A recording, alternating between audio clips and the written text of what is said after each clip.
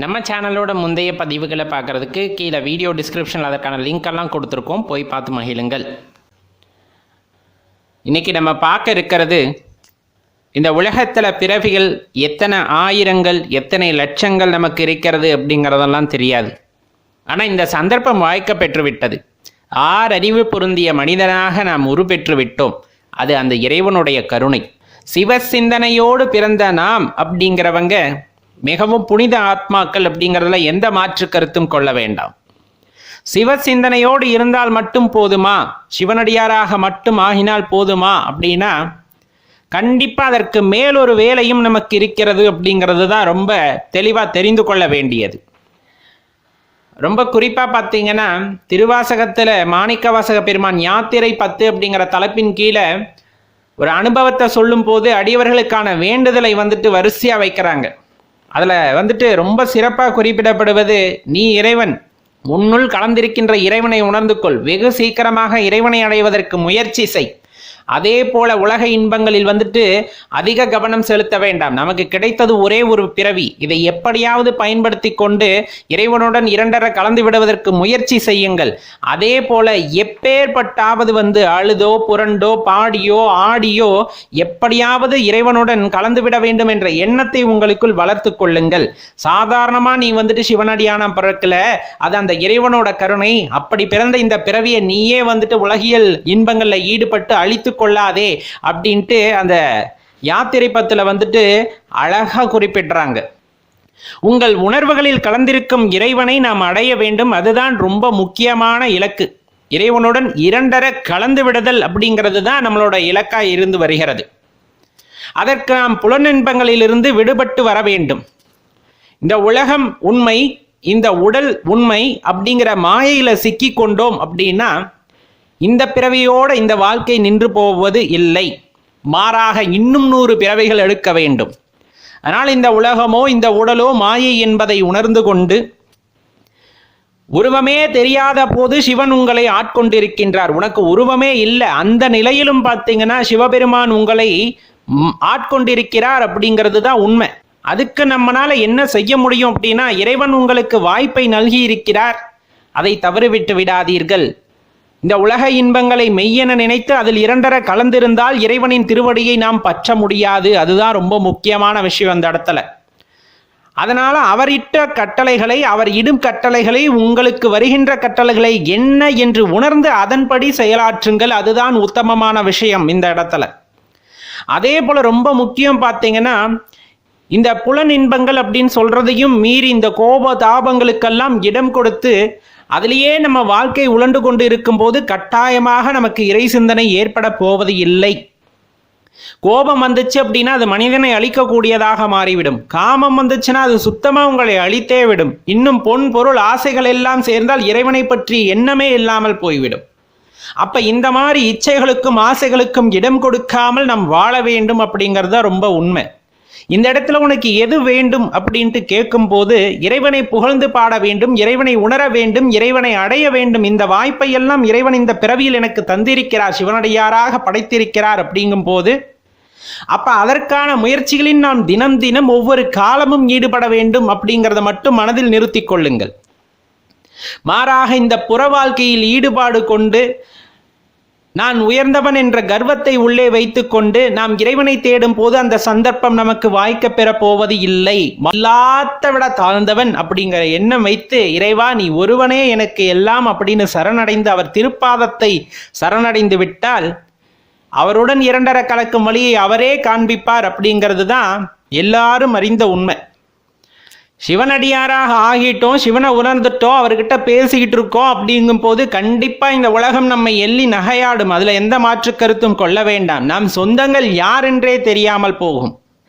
அப்படி இருக்கையில் நமக்கு இறைவன் கொடுத்த சொந்தம் அப்படிங்கிறது சக சிவனடியார்கள். ஏனென்றால் அவர்களும் இறைவனை உணர்ந்திருப்பார்கள், அவரும் இறைவனுடன் பேசி கொண்டிருப்பார்கள். அப்போ உணர்ச்சி ஒத்தவர்கள் அனைவரும் நண்பர்களாகவோ உறவினர்களாகவோ அந்த இடத்துல மாறிடுறோம். அதுதான் எங்கோ பிறந்தாலும் இறைவனின் கருணையால் ஒன்றுபற்று ஓர் குடும்பமாக நிற்பது சிவனடியார்கள் அப்படிங்கிற அந்த தாற்பயம். அது இந்த உலகத்தில் இருப்பவர்களை எல்லாம் நல்வழிப்படுத்துவதற்கு நம்மால் முயன்றதையும் செய்வோம். நமக்கு இன்பம் வருகிறது துன்பம் வருகிறது அப்படிங்கிறதெல்லாம் ஒரு பொருட்டாவே இந்த இடத்துல நினைக்கக்கூடாது. இன்பமும் துன்பமும் பார்த்தீங்க அப்படின்னா ஒரு இடத்துல நம்ம பேலன்ஸ் பண்ணி போகிறோம் அப்படிங்கும் போது தான் வாழ்க்கையை அதுக்கு அடுத்த வகையில் நம்மளால் நகர்த்த முடியும். இன்பத்துக்கு முக்கியத்துவமும் துன்பத்துக்கு முக்கியத்துவமும் கொடுத்து நின்றுகிட்டு இருந்தால் நீங்கள் இந்த உலக வாழ்க்கையிலேயே இருக்கீங்கன்னு அர்த்தம். அப்போ நீங்கள் இறைவனை சரணடைவதற்கு தயாராக அந்த இடத்தில் இல்லை அப்படிங்கிறத நல்லா உணர்ந்துக்கணும். நம்ம சொல்றதெல்லாம் ஒன்னே ஒண்ணுதான். இந்த உலகம் பெருசுன்னு நினைச்சிட்டு இதே இடத்துல நிக்கணும்ட்டு நினைச்சுக்கிட்டு இருந்தீங்க அப்படின்னா நின்றுக்கிட்டே இருக்க வேண்டியதான். இதுல எந்த இடத்துலையும் நம்ம காம்ப்ரமைஸ் பண்ணிக்க கூடாது அப்படிங்கிறத நல்லா தெரிஞ்சுக்குங்க. இந்த உலகம் அப்படிங்கிறது ஒரு மாயை, அதுல நாமும் மாயை. இருக்கிறவங்க இருக்கட்டும், நம்ம முடிந்த அளவுக்கு இறைவனை சரணடைவதற்கு என்ன வழி அப்படிங்கிறத சக சிவனடியார்கள் நமக்கு வழிகாட்டுவார்கள். அதன்படி நம்ம தொடர்ந்து நடந்து போறோம் அப்படிங்கும் போது கண்டிப்பா நமக்கு அதற்கான வழிகள் எல்லாம் தென்படும் இறைவன் அருளால் அப்படிங்கிறத எந்த இடத்துலையும் மறந்துடக்கூடாது நண்பர்களே. அப்ப நமக்கான எண்ணம் எதுவாக இருக்கணும் அப்படின்னா, எந்த சூழ்நிலை வந்தாலும் சரி, எந்த மாதிரி காலங்களாக இருந்தாலும் சரி, எப்பேற்பட்டாவது இறைவனை சரணடைந்து விட வேண்டும் அப்படிங்கிறது தான் முக்கியம். எவ்வளவு இன்ப துன்பங்கள் வருது, கஷ்டங்கள் வருது, அதை பற்றியெல்லாம் கவலைப்பட வேண்டாம். 1000 பிறவிகள் இருப்பதாக கூறப்பட்டாலும் நான் வாழ்ந்து கொண்டிருக்கின்ற இந்த ஒரு பிறவி அப்படிங்கிறது எனக்கு இப்போ ஒரு பிடிமானத்தை கொடுத்துருக்கு. எதுக்கு பிடிமானத்தை கொடுத்துருக்கு அப்படின்னா, இறைவனை கண்டிப்பாக இந்த பிறவியில் இறைவனுடன் கலந்து விட வேண்டும் என்ற பிடிமானத்தை நமக்குள் கொடுத்திருக்கின்றது. அதுக்கப்புறமா வரப்போகின்ற பிறவி, ஒருவேளை இந்த இடத்துல நம்ம நிறைய குறைகளை வைத்து இன்னொரு பிறவி எடுக்கணும்னா அதுலேயும் நம்ம மனித பிறவியா பிறப்போன்னு நம்மளுக்கு சாத்தியப்பாடுகள் கிடையாது. அப்படி இருக்க நிலைமையில கிடைத்த இந்த ஒரு பிறவியும் விட்டு விடாதீர்கள் அப்படின்னு தான் நம்ம கேட்டுக்கிறது. எப்பவுமே சிவசிந்தனை நிறைந்திருக்கட்டும், பார்க்கும் அனைவரிடமும் அன்பு கலந்திருக்கட்டும், பார்க்கும் எல்லாவற்றிலும் சிவத்தை காண்போம். அப்படிங்கும் போது அவரோட கருணை நம்மை ஆட்கொண்டிருக்கும், அந்த கருணை அந்த அன்பு வெளிப்படும். அப்படிங்கும் போது நம்ம சிவனோடு இரண்டரை கலந்து விட முடியும். அப்படிங்கிறதான் இந்த இடத்துல நம்ம நல்லா தெரிஞ்சுக்கணும். சிவனடியார் பெருமக்கள் எல்லாம் வழிகளை சரியாக நமக்கு காண்பிக்கிறார்கள். நாம் அதை முறையாக எடுத்துக்கொள்ள வேண்டும் அப்படிங்கிறத ரொம்ப முக்கியமான விஷயம். ஒவ்வொரு நிமிடத்திலும் நம்ம வாழ்கின்ற நிமிடங்கள் கழிகிறது என்றால் நாம் இறைவனுடன் கலப்பதற்கு நமக்கு கொடுக்கப்பட்ட சந்தர்ப்பம் கடந்து போகின்றது அப்படிங்கிறதா உண்மை. ஒவ்வொரு நிமிஷத்தையும் எண்ணி பாருங்க, அது முடிய முடிய நமக்கு இறைவன் கொடுத்த வாய்ப்புகள் தவறி போகின்றன. அப்ப அந்த நிமிடங்களை, அந்த வினாடிகளை, அந்த நேரங்களை வீணடிக்காமல் இறை சிந்தனையில் ஈடுபட்டு இறைவனுடன் இரண்டரை கலந்து விடுங்கள் அப்படின்னு தான் அன்பர்களை கேட்டுக்கொள்கின்றோம். நல்லா சிந்திச்சு பாருங்க. கண்டிப்பா இறைவன் கொடுத்த வாய்ப்பு நமக்கு அவரோடே இரண்டரை கலந்து விடுவதற்கு முடிந்த அளவுக்கு முயற்சி செய்து நல்ல வகையில் முயற்சிகளை செய்து அவருடன் கலந்து விடுவதுதான் உத்தமம் அப்படிங்கிறத நல்லா தெரிஞ்சுக்குங்க. பொதுவா சிவபெருமானை பத்தி பேசுறோம், நினைக்கிறோம். அந்த பரத்தை பத்தி நினைக்கும் போது கண்டிப்பா ஒரு ஆனந்தம் அப்படிங்கிறது ஒவ்வொரு உள்ளத்திலும் ஏற்படும். அதுல எந்த விதமான சந்தேகத்திற்கும் இடமில்லை. நம்ம ஏற்கனவே சொல்ற மாதிரி பார்த்தீங்கன்னா, இன்னும் இந்த உடலை தேடி பல உயிர்கள் தவம் கிடக்கின்றன. தான் செய்த கர்மத்தை எல்லாம் கழித்து விட வேண்டும், இறைவனின் திருவடியை அடைந்து விட வேண்டுமே என்று இந்த மனித பிறவி கிடைக்காதா அப்படின்னு ஏங்கிக் கொண்டிருக்கின்ற உயிர்கள் கோடியிலும் கோடி. அதிலெல்லாம் ஒரு வாய்ப்பாக நமக்கு இந்த வாய்ப்பை இறைவன் நல்கியிருக்கிறார். அப்படிங்கும் போது தெளிவாக தெரிந்து கொள்ள வேண்டிய ஒரு விஷயம், இறைவன் நமக்கு தந்த இந்த அற்புதமான வாய்ப்பு இறைவனை உணர்ந்து கொண்டு அந்த இறை அனுபவத்திலே, சிவானுபவத்திலே கலந்திருத்தல் அப்படிங்கிற ஒரு அற்புதமான இலக்கை நோக்கியது அப்படிங்கிறத நம்ம தெளிவாக தெரிஞ்சுக்கணும். காற்றுள்ள போதே தூற்றிக்கொள் அப்படின்னு சொல்லுவாங்க இல்லையா? அதே போலதான் இந்த உடல் கிடைத்திருக்கிறது. இந்த உடல் கிடைக்காம பூனையா, நாயா, கழுகா, காகமா, இந்த மாதிரி ஏதேனும் ஒரு பிறப்பாக நாம் பிறந்திருந்தால் என்ன செய்வோம்? இறைவனை பற்றிய சிந்தனையே அங்கு எழுவதற்கு இல்லை.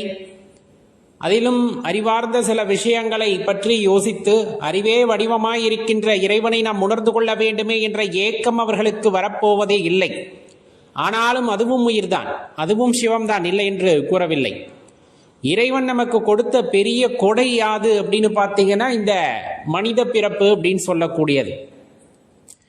மரணத்திற்கு முன் இறைவனை உணர்தல் அப்படிங்கிறது அவசியம். இப்ப நமக்கு ஒரு 30-40 வயதை கடக்கிறது, 50-60 வயதை கடக்கிறதுனாலும் இன்னமும் நாம் எண்ணிக்கொண்டிருப்போது என்ன அப்படின்னு பார்த்தோம்னா, இறைவனை சேவிக்க வேண்டும், இறைவனை பாட வேண்டும், புகழ வேண்டும். இந்த மாதிரி அதில் ஒரு சிலருக்கு மட்டுமே அடுத்த கட்டமான இறைவனுடன் இரண்டரை கலக்க வேண்டும் அப்படிங்கிற அந்த எண்ணம் இருக்கும். அப்படி அந்த கலந்துவிட வேண்டும், அந்த சிவானுபவத்திலே இருக்க வேண்டும் என்ற அந்த தாற்பயத்தை கேட்டு அதற்கு என்ன செய்ய வேண்டும் என்று குரு மூலமாக தெரிந்து கொள்ளும் பொழுது, குரு மூலமாக சில விஷயங்களை நாம் தெரிந்து கொள்கின்றோம். தீட்சை பெற வேண்டும் அல்லது பல விஷயங்களை பற்றி சொல்கிறார்கள். சில பற்றுகளை விட வேண்டும், மனதில் இருக்கக்கூடிய காம குரோத எண்ணங்களை விட்டுவிட வேண்டும். இந்த மாதிரி நிறைய விஷயங்களை சொல்லும் பொழுது, இத்தனையை விடணுமா, சரி ஒரு 10 வருஷம் போகட்டும், நம்ம குழந்தைகளுக்கு திருமணம் ஆகட்டும், அதன் பிறகு நம்ம இந்த நெறிகளை எல்லாம் கடைபிடித்துக் கொள்ளலாம் அப்படிங்கிற ஒரு மனசு நமக்கு வருது. அப்படின்னா அந்த 10 வருடம் ஆன பிறகு, குழந்தைகளுக்கு திருமணமும் ஆன பிறகு நாம் அந்த வழியை தேர்ந்தெடுக்கின்றோமா அப்படின்னு பார்த்தோம்னா, ஒரு 50-55 வயசுல அதற்குள்ள என்ன அவசரம், சிவபெருமானை வழிபடலாம், பேர குழந்தைங்கள்லாம் வரட்டும், பிறகு வந்துட்டு தீட்சை வாங்குறதா இருக்கட்டும் அல்லது பட்டுகளை விடுவதா இருக்கட்டும் அப்படிங்கிற தள்ளி தள்ளி போய்கிட்டே இருக்கு. அப்படிங்கிற பட்சத்தில் தள்ளி தள்ளி போய்கிட்டு இருக்கவங்களுக்கு மட்டும்தான் தெளிவாக தெரிந்து கொள்ளுங்கள், பல்லாயிரம் பல கோடி உயிர்கள் இன்னும் காத்து கொண்டிருக்கின்றன இந்த பிரபஞ்சத்திலே. ஆங்காங்கே தனக்கு அந்த பிறவி கிடைக்காதா அப்படின்னு ஏங்கி தவித்து கொண்டிருக்கின்ற உயிர்கள் ஏராளம் ஏராளம். அவர்களுக்கெல்லாம் கிடைக்காத அந்த அற்புத வாய்ப்பு இந்த உயிருக்கு இந்த பிறவியிலே கிடைத்திருக்கிறது. அப்படின்னா அப்பொழுதும் நாம் இறைவனை உணர்ந்து கொள்ள முயற்சி செய்யவில்லை என்றால், இந்த நொடிப்பொழுது கூட நமது மனதிலே ஒரு மாற்றம் வரவில்லை என்றால் வேறு எப்பொழுதும் வராது அப்படிங்கிறத மனசுல நிறுத்திக்குங்க. அதுதான் ரொம்ப யதார்த்தமும் கூட. ஏன் இப்படி சொல்றோம் அப்படிங்கிறதுக்கு காரணம் இருக்கு. இந்த உலகம் அப்படிங்கிறது வந்து போவதற்கான இடம். இங்கே நிரந்தரமா யாரும் இருந்துட முடியாது. ஒரு மலை இருக்கு அப்படின்னா அந்த மலையும் பல ஆண்டுகளுக்கு அப்புறம் கரைந்து மண்ணாக போகிறது. நீர்நிலை இருக்கு அப்படின்னா ஆவியா போகுது. நீங்க எதை வேணாலும் எடுத்துங்க, இது நிரந்தரமாக இருக்கும் அப்படின்னு இந்த பூமியில எதையுமே சொல்ல முடியாது, எதையுமே சொல்ல முடியாது. அப்படி இருக்கல ஒரு மனிதன் மட்டும் இங்க நிரந்தரமாக வந்து இருந்து விட முடியுமா அப்படின்னா வாய்ப்பே இல்லை. அப்ப இப்ப வந்திருக்கோம், வந்தவங்க அப்படியே தங்கிட போறோமா? கண்டிப்பா தங்க முடியாது, திரும்பி போய் தான் ஆகணுங்கிற அந்த கசப்பான உண்மையை நாம் எடுத்துக்கொண்டு தான் ஆக வேண்டும். வந்தவன் திரும்புவது விதி என்றால், வந்தவனுக்கு ஒரு வாய்ப்பு கிடைத்திருக்கிறது அல்லவா இறைவனை. அதாவது இவ்வளவு பெரிய பிரம்மாண்டத்தை நீங்க பூமியை மட்டும் எடுத்துக்காதீங்க, பூமியை தாண்டி அந்த சூரிய குடும்பமாக இருக்கட்டும், அதை தாண்டி அண்டம், பேரண்டம், பிரபஞ்சம், இந்த மாதிரி பல விஷயங்களாக இருக்கட்டும், அந்த அபூர்வமான விஷயங்களை எல்லாம் படைத்த இறைவன் படைத்து நமக்காக கொடுத்திருக்கின்றார், அனுபவிப்பதற்காக கொடுத்திருக்கிறார். அப்படிங்கும் போது பார்த்து ரசி, பார்த்து ரசி. இந்த பிரபஞ்சத்தை பார்ப்பதற்கே வியப்பாக இருக்கின்றதே, அந்த பிரபஞ்சத்தை உருவாக்க வேண்டுமென்றால் அந்த சக்தி எவ்வாறானதாக இருக்கும் அப்படிங்கிறத யோசிக்கிறதுக்கு கூட நமக்கு நேரம் இல்லையா? அப்படிப்பட்ட அற்புத சக்தி ஒன்று இருக்கிறது. அப்படிங்கும் போது அதை உணர்ந்து கொள்வதற்கு நாம் ஏன் முயற்சி செய்யவில்லை அப்படிங்கிறது தான் இங்க முக்கியமான கேள்வி.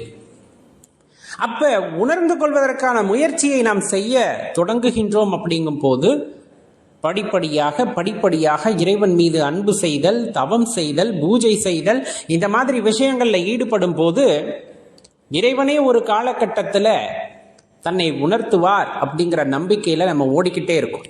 கண்டிப்பா அவர் உணர்த்துவார், மாற்றுக்கருத்தே இல்லை. இது சட்டை போல மாத்தி மாத்தி வேற வேற சட்டையை போட்டுக்கிட்டு மாறு வேஷத்துல இந்த உயிரானது வந்துகிட்டே இருக்கும். இப்ப நம்ம போட்டிருக்க வேஷம் மனித வேஷம், அவ்வளவுதான்.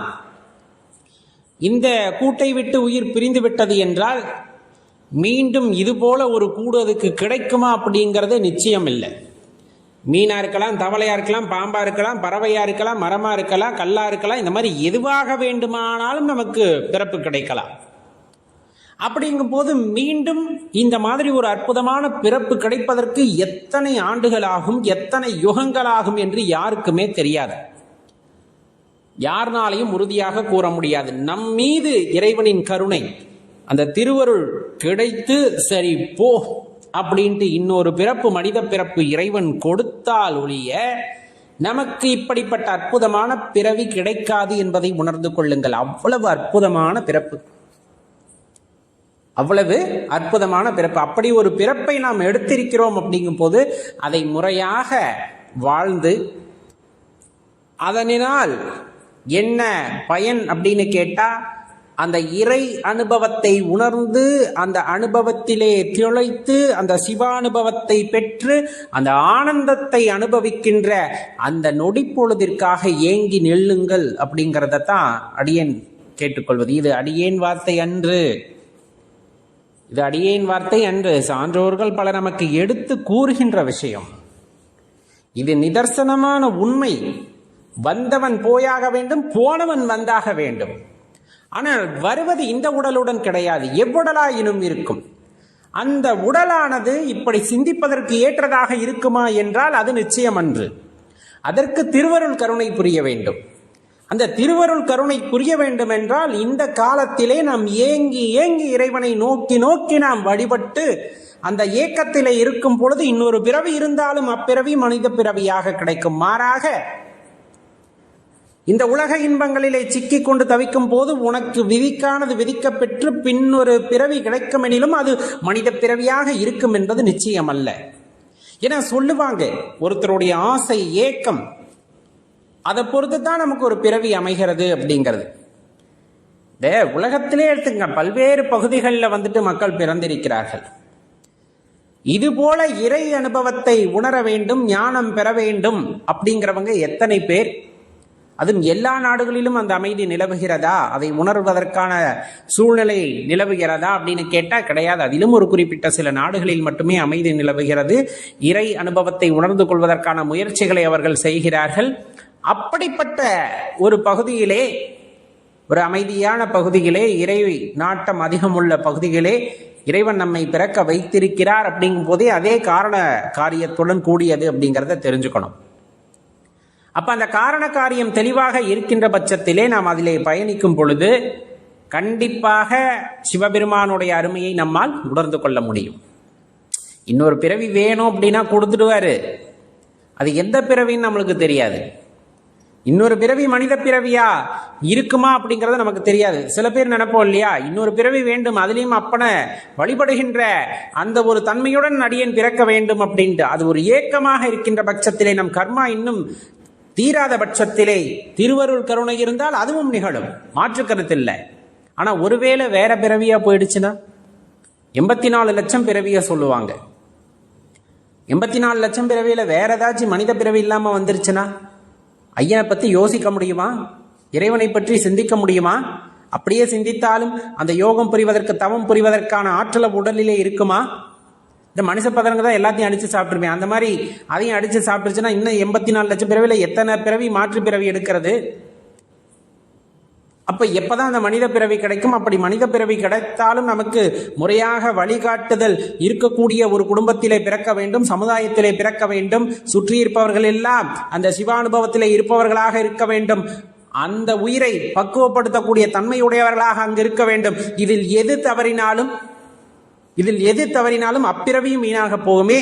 அப்படி இருக்கையிலே இப்படி ஒரு நல்ல வாய்ப்பு நமக்கு கிடைத்திருக்கிறது என்றால் அதை முறையாக பயன்படுத்தி கொண்டு அந்த சிவானுபவத்தை பெறுவதற்காக முயற்சி செய்ய வேண்டும்.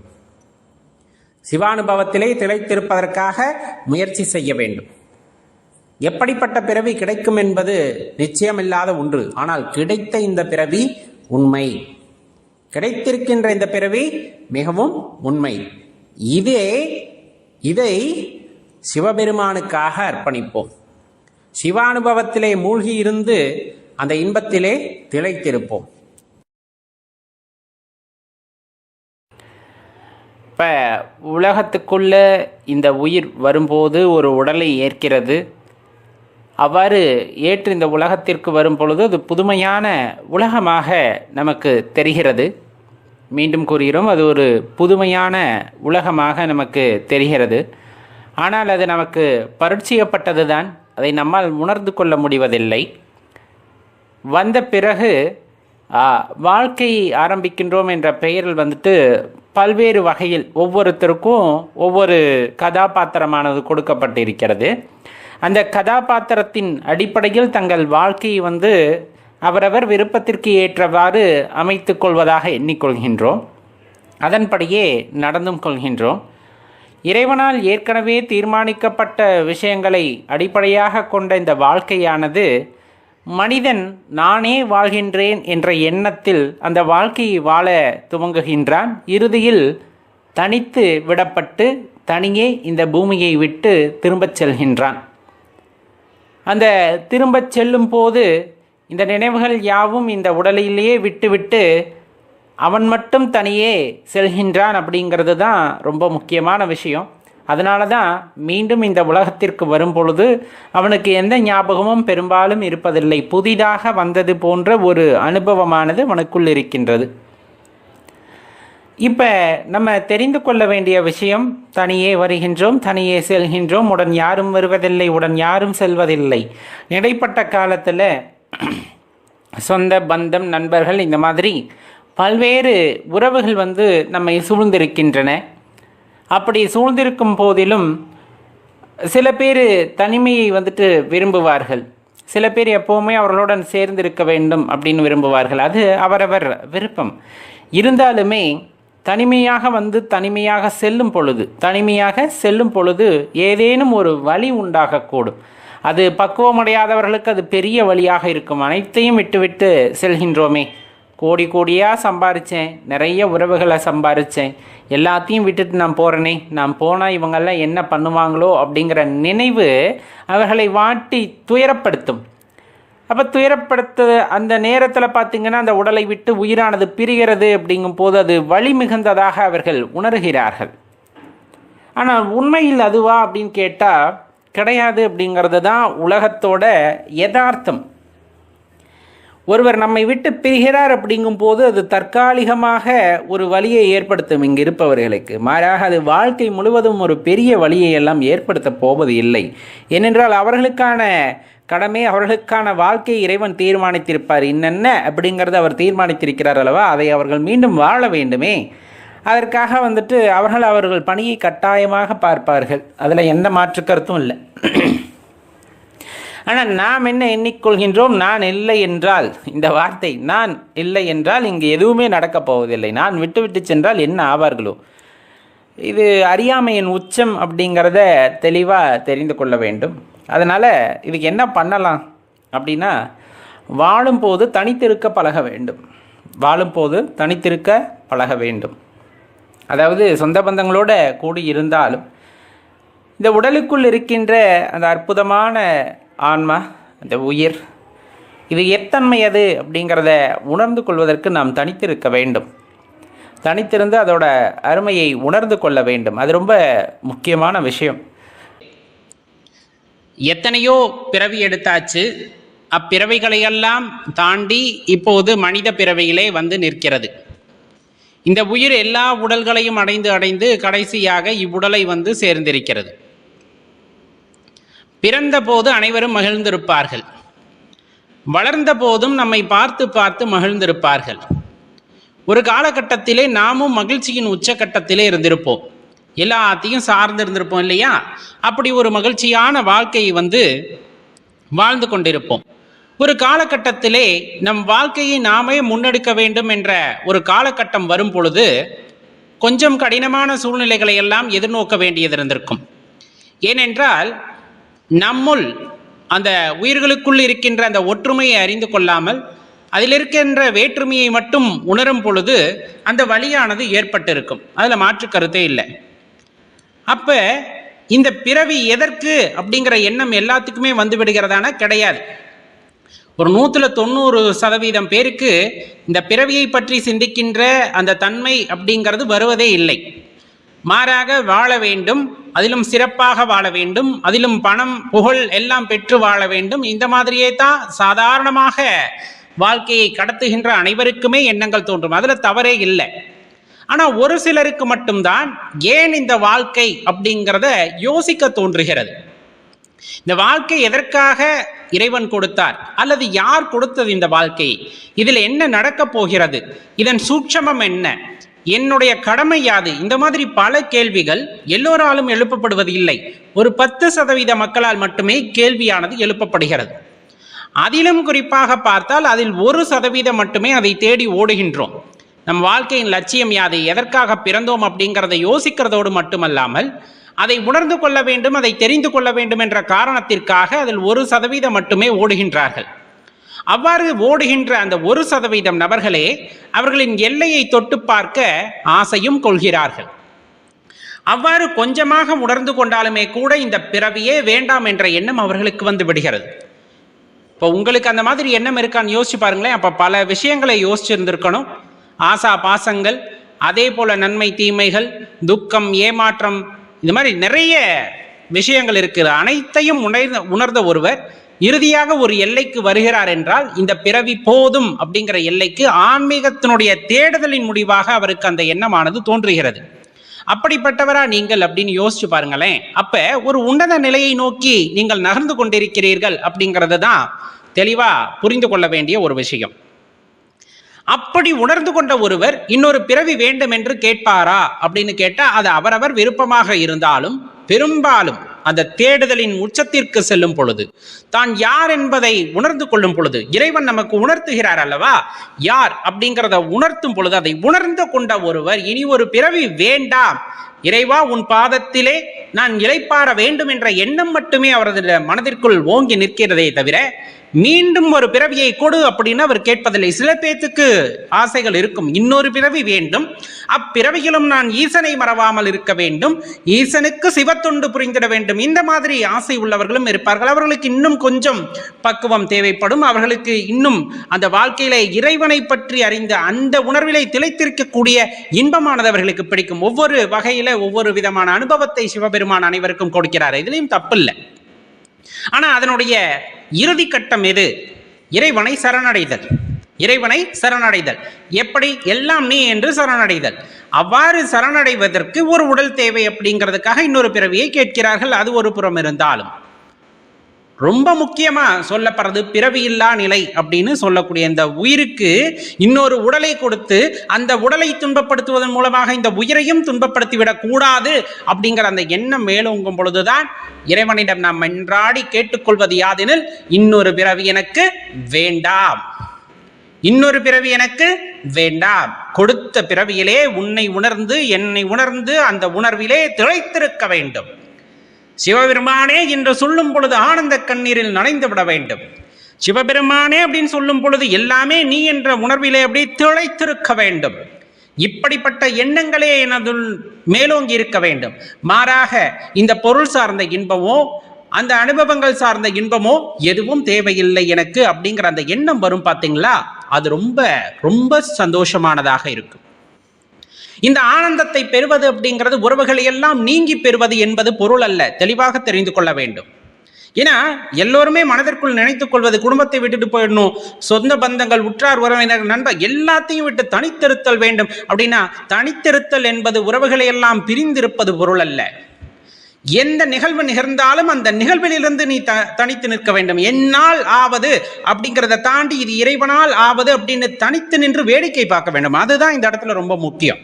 அப்ப இல்லறத்திலே இருந்தாலும் அதே போல குடும்பங்களோடு சேர்ந்து இருந்தாலும் இறை அனுபவத்தை மனதில் அனுபவித்துக் கொண்டு நடப்பதற்கும் நமக்கும் எந்த சம்பந்தமும் எல்லாம் இல்லை, எல்லாம் இறை செயல் என்று தனித்திருக்கிறீர்கள் அல்லவா, அந்த தனித்திருத்தலே ரொம்ப சிறப்பான விஷயம்.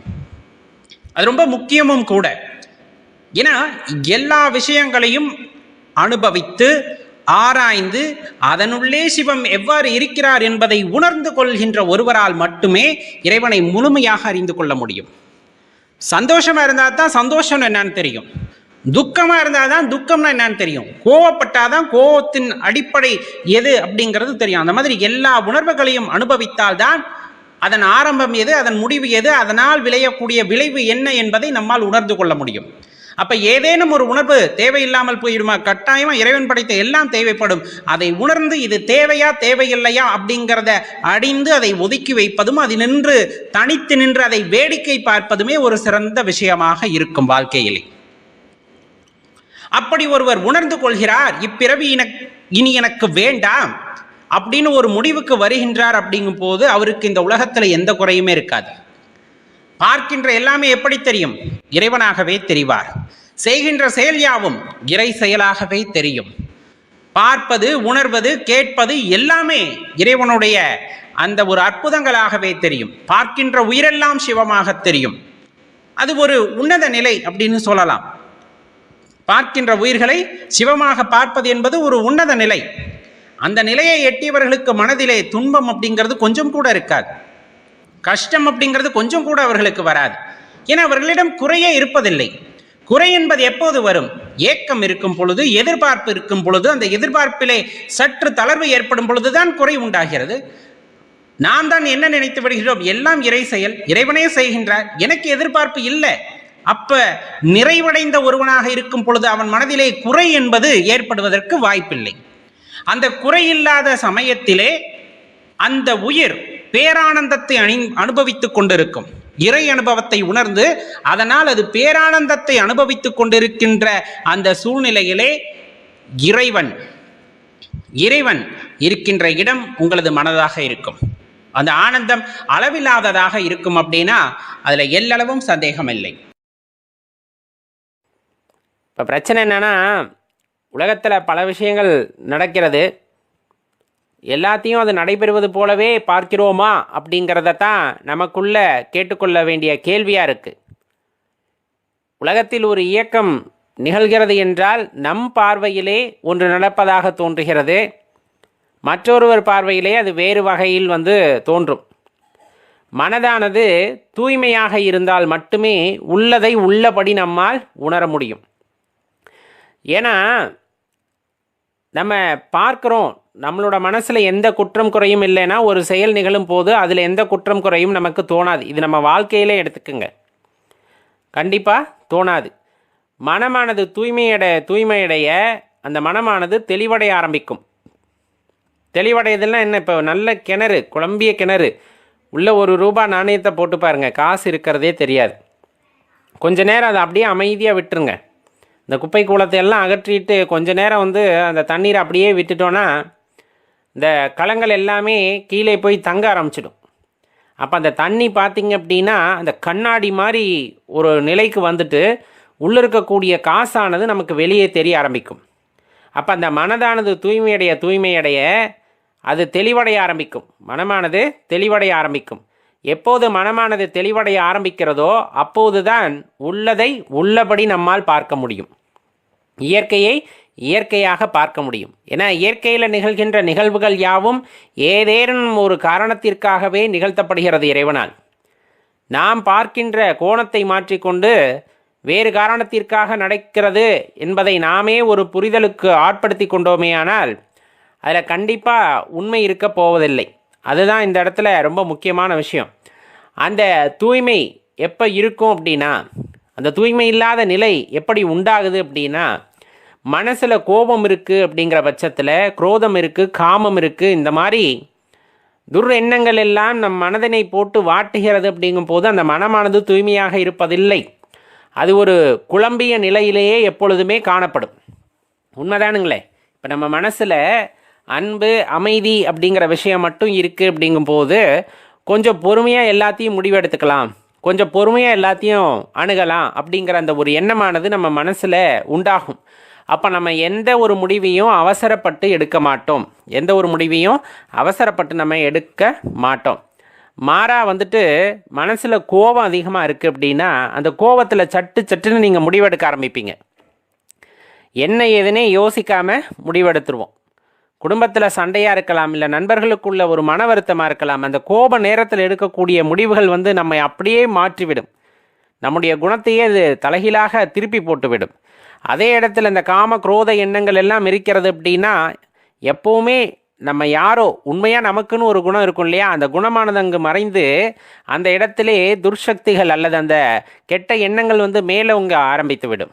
அதனால தான் சொல்கிறது, மனமானது தூய்மையடைய மனம் எப்போ தூய்மையடையும்? இந்த காம குரோத எண்ணங்கள் எதுவுமே இல்லாமல் அன்பு மட்டுமே அதில் குடிகொண்டிருக்கிறது. அப்படிங்கும்போது மனமானது தூய்மையடைகிறது. எந்த அளவுக்கு மனமானது தூய்மையடைகிறதோ அந்த அளவுக்கு மனமானது தெளிவடைய ஆரம்பிக்கும்.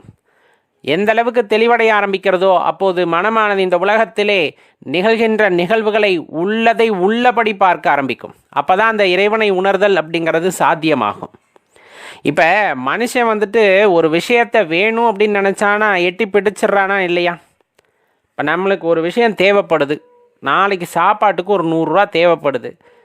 அந்த தேவைப்படுதுங்கிற எண்ணமானது ஆழ் மனதிலே போய் பதிந்து விட்டால் கண்டிப்பாக அதுக்கு எப்பேற்பட்ட முயற்சியாவது செய்து அந்த 100 ரூபாயை சம்பாதித்து விடும். இல்லை எனக்கு தேவையில்லை அப்படின்னு நினச்சோம்னா விட்டுருவோம். ஆனால் நம்ம குடும்பத்தில் இருக்கிறவங்களுக்கு பசி அடிக்கிறது, அவர்களுக்கு நம்ம வந்துட்டு உணவு கொடுத்தே ஆக வேண்டும் என்ற கட்டாய நிலைக்கு நாம் செல்கின்றோம் என்று வைத்துக்கொள்ளுங்கள். அப்போ நாளைக்கு எனக்கு 100 ரூபாய் இருந்தால் தான் என் குடும்பத்தில் எல்லாத்துக்கும் சாப்பாடுனா நம்ம சும்மா உட்காருவோமான கிடையாது. அதனை நோக்கி முயல ஆரம்பிப்போம்.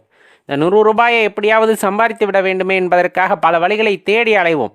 அதே போல் நமக்கு ஒரு வேலையும் கிடைக்கும், அதன் பொருட்டாக அந்த 100 ரூபாயும் கிடைக்கும். அந்த 100 ரூபாயை வைத்து குழந்தைகளுக்கு மனைவிக்கு வந்துட்டு சாப்பாடு வாங்கி கொடுத்துடுவோம். அப்போ நம்ம எதை நோக்கி முயல்கின்றோமோ அதை நாம் அடைகின்றோம்.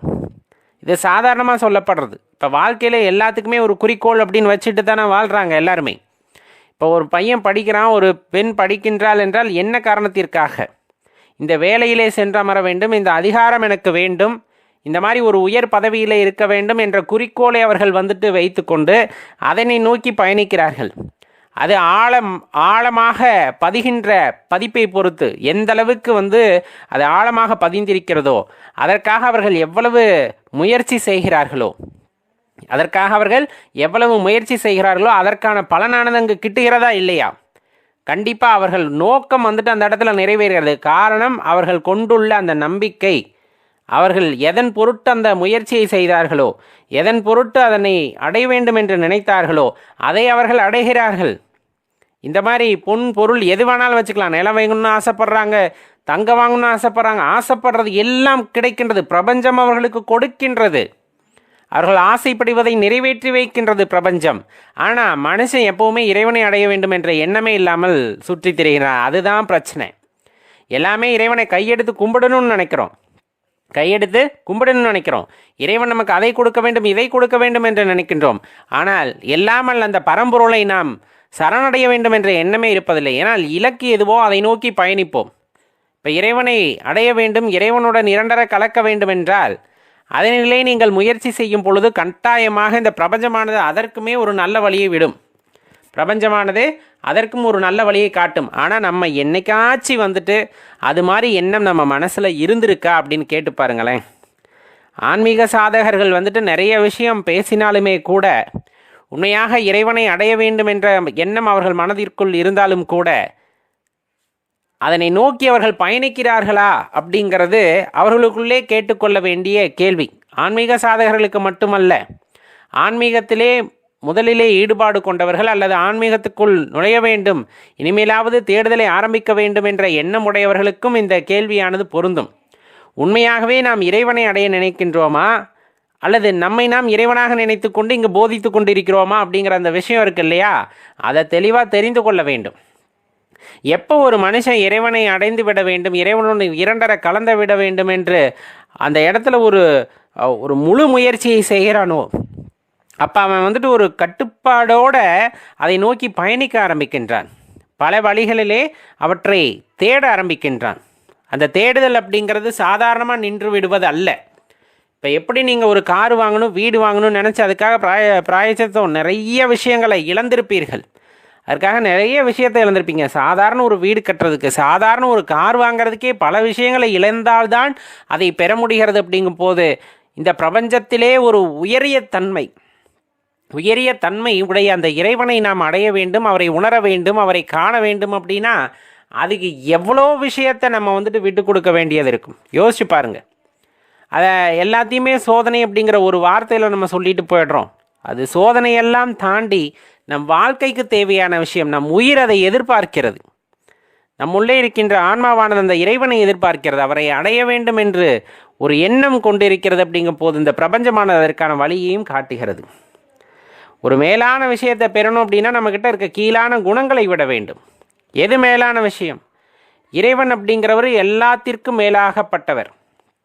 எல்லா பொருள்களோடு ஒப்பிடக்கூடாது சொல்கிறேன். இந்த பிரபஞ்சம் அப்படின்னு எடுத்துக்கிட்டா எல்லாத்துக்கும் தலைமை தாங்கக்கூடியவர் தான் சிருஷ்டிகர்த்தாவாகிய சிவபெருமான். அந்த மேலான இன்பத்தை நாம் அடைய வேண்டும் என்று நமக்கு தோன்றினால் கீழான சில எண்ணங்களை, நம் மனதிலே கொண்டுள்ள எண்ணங்களை நாம் விட்டாக வேண்டும். அப்படி அந்த கீழான எண்ணங்களை எல்லாம் விட்டுவிட்டால் நம் மனதானது தூய்மையடைய ஆரம்பிக்கின்றது. மனதானது தூய்மையடைய ஆரம்பிக்கும். கொஞ்சம் கொஞ்சமாக தூய்மையடைய அது தெளிவடைய ஆரம்பிக்கும். எப்பொழுது மனமானது தெளிவடைகிறதோ அப்போது உள்ளதை உள்ளபடி இறைவனை நம்மால் உணர்ந்து கொள்ள முடியும். ஏன்னா இறைவனாகப்பட்டவர் சர்வவியாபி அப்படின்னு சொல்கிறாங்க. எல்லா இடத்துலையும் உறைந்திருக்கிறார்.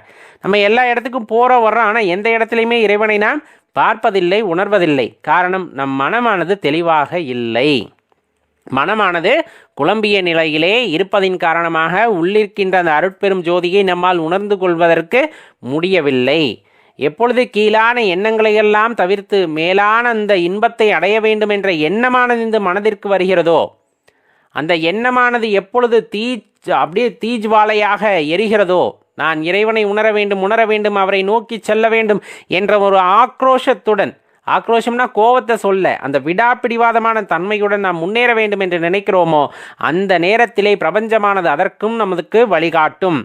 நீ நினைக்க கீழான எண்ணங்கள் நம் மனதை விட்டு அகல அந்த மனமானது தூய்மையடையும் அளவிற்கு அது தெளிவடைகிறது. தெளிவடைந்த இடத்திலே அந்த இறைவனை உள்ளபடி நம்மால் உணர்ந்து கொள்ள முடியும் அப்படிங்கிறத நம்ம தெரிந்து கொள்ள வேண்டியது இருக்கிறது.